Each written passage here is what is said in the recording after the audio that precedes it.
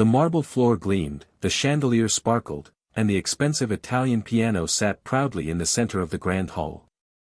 To Isabella, the wealthy teenager who owned it, the piano wasn't about music, it was about showing off.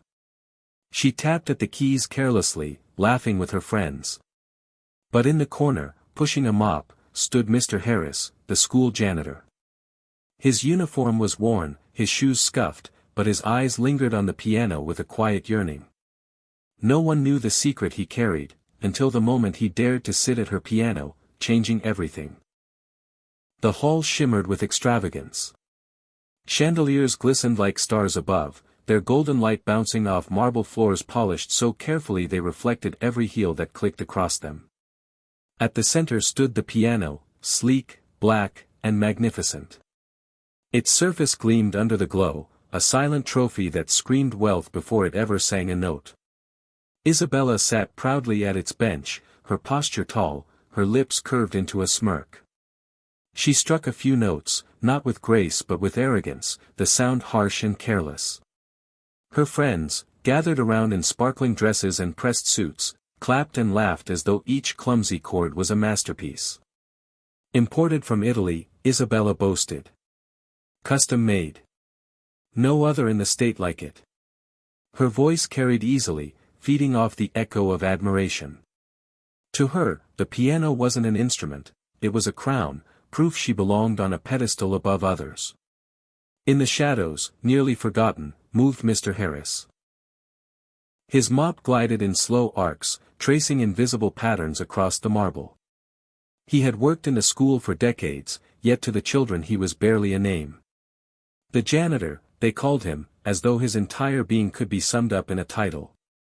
His uniform was faded, his shoes worn, but his movements were steady, practiced. He didn't mind the silence around him, he was used to it. Still, as the laughter grew louder, his eyes wandered to the piano. He paused for a moment, his hands tightening on the mop handle. Music had once been his world, his escape, his prayer. Years ago, before life pressed him into the background, he had played every night until his fingers ached and his heart felt light. Now, he swept floors for a living, but the music never left him. It lived in the calluses on his palms, in the rhythm of his steps, in the quiet hum he carried when no one listened. As Isabella slammed another careless chord, Mr. Harris flinched inwardly. To him, the piano wasn't a trophy or a toy, it was alive. It deserved tenderness, respect, a touch that brought out its soul. He looked away, reminding himself of his place. But deep down, something stirred. His fingers longed, almost ached, to sit at those ivory keys again, to remind the world, and himself, that music had nothing to do with wealth and everything to do with heart. Isabella leaned back from the piano, her fingers sprawled dramatically across the keys as if she'd just performed a concerto. Her friends erupted in laughter and applause, more dazzled by her confidence than the sound she made. See, she smirked. It's not hard when you own the best. She brushed an invisible speck of dust from her suit jacket, reveling in her small audience. Mr. Harris quietly moved his mop to the corner, trying not to interrupt. But Isabella caught him staring, his gaze fixed on the piano for a moment too long. She arched an eyebrow. What? She said loudly, drawing her friend's attention toward him. You like it? The room shifted. Every pair of eyes landed on the janitor, the man they had overlooked for years. Mr. Harris straightened, suddenly aware of how small he must look in his faded uniform, his calloused hands gripping the mop. He hesitated before answering, his voice low but steady. It's a beautiful piano, he said. But beauty isn't in its price. It's in the way you play it. The laughter that followed was sharp, almost cruel. Isabella tilted her head, her smirk growing wider. Oh, really? And what would you know about it? You clean floors, not concert halls. Her friends giggled, tossing whispers back and forth like daggers. But Mr. Harris didn't flinch. He had heard worse in his lifetime. Music, he said softly, is about heart. Not money. Not status. Just heart. That line silenced them for a beat before one of the boys snorted. Heart. Prove it, then, he challenged, his tone dripping with mockery. Come on, janitor. Show us what heart sounds like. A ripple of laughter filled the hall again, but beneath it was a spark of curiosity. The challenge hung in the air, too heavy to ignore. Isabella crossed her arms, intrigued but smug. Yes, she said slowly, her voice like a blade. Why don't you show us? Unless you're afraid. Mr. Harris stood frozen, the weight of their stares pressing down on him. His mop leaned against the wall like a discarded identity. He hadn't touched a piano in years, not since the world had turned his music into silence. Yet something in their arrogance, in Isabella's sneer, lit a flame deep inside him. Slowly, deliberately, he stepped toward the piano. The room went still as Mr. Harris approached the gleaming grand piano. The chandelier's light shimmered on its polished surface, reflecting the uncertainty in his tired eyes. He could feel their stares digging into his back, Isabella's smirk, her friend's expectant laughter, the unspoken assumption that this would be a joke. He lowered himself onto the piano bench with the care of a man handling sacred ground. For a moment, he just sat there, his rough hands hovering above the ivory keys. His heart pounded in his chest, not from fear of embarrassment, but from the ache of memory. He closed his eyes, and suddenly he wasn't in the grand hall anymore. He was back in a cramped apartment, decades younger, with his wife humming in the kitchen and his little girl perched beside him, her tiny fingers striking random notes with delight. That piano, his old piano, had been his lifeline then. But when bills mounted and tragedy came, the music had been the first sacrifice.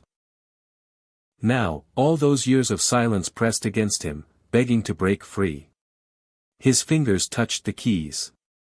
At first, only a single note rang out, hesitant, trembling.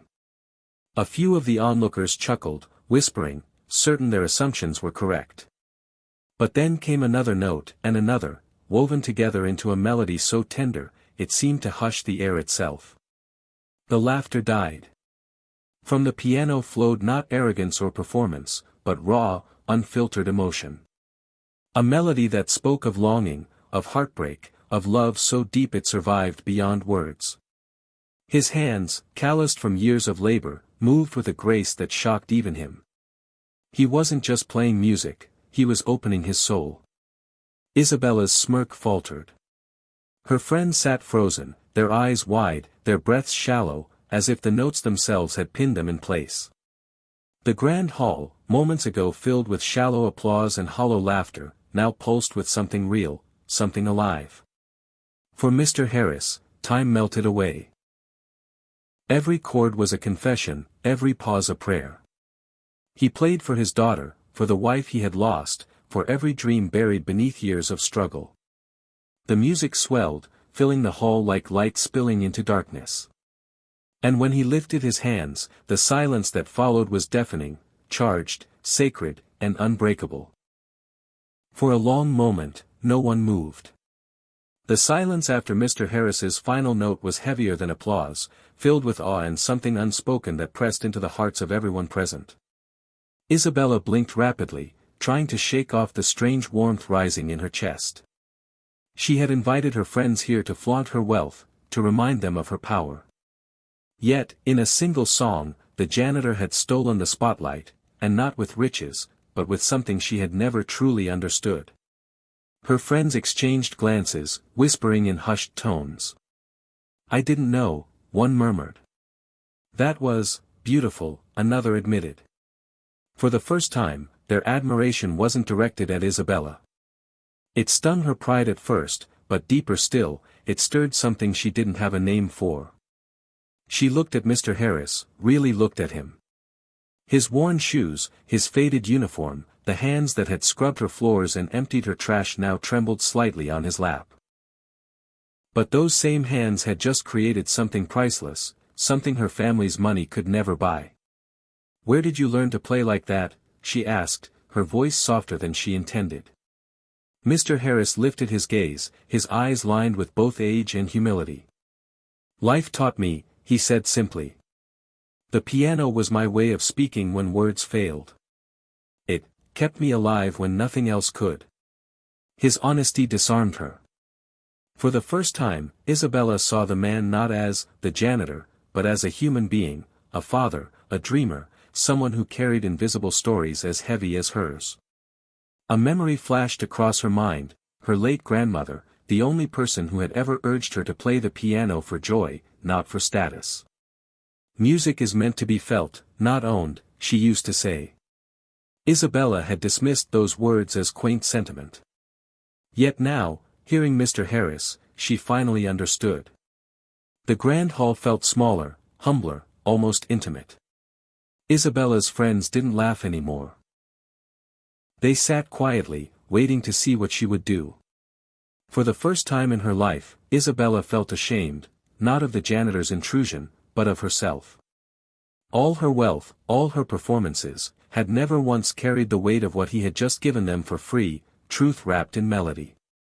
Her chest tightened, and to her own surprise, tears pricked her eyes. Something inside her was shifting, breaking open like a window letting in light. Isabella rose slowly from her chair, the soft rustle of her silk dress breaking the heavy silence in the grand hall. Her friends watched with wide eyes, uncertain whether she would mock Mr. Harris or dismiss what had just happened.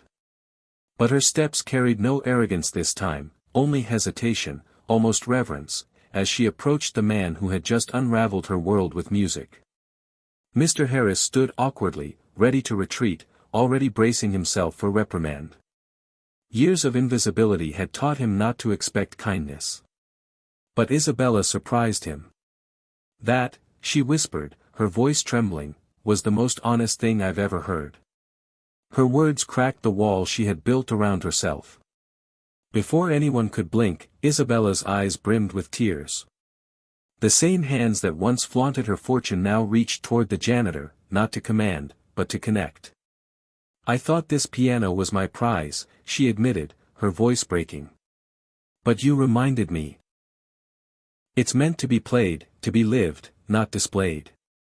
Her friends shifted uncomfortably, their shallow amusement replaced with guilt and quiet admiration. They had come for a spectacle but were leaving with a lesson. Isabella turned to her friends and then back to Mr. Harris. This piano doesn't belong to me anymore. It belongs to music, to you. The room gasped. Mr. Harris's breath caught in his throat. Miss Isabella, I couldn't. But she cut him off gently. You gave us something priceless today. It's only right I give something back. Her sincerity was undeniable. For the first time in years, Mr. Harris felt seen, not as a janitor, not as a shadow in the corners of the hall, but as a man whose heart still had a voice worth hearing. Tears blurred his vision as he placed a hand on the piano once more, this time not as a dream denied, but as a gift returned. In that moment, the roles in the grand hall reversed. The janitor became the teacher, and the rich girl became the student. Learning that true wealth is not in what you own, but in what you give, in the beauty you nurture in others. The hall filled with quiet applause, not the shallow claps of admiration, but the deep, resonant applause of hearts moved beyond words. And for the first time, Isabella's laughter was genuine, born not from pride, but from humility and hope.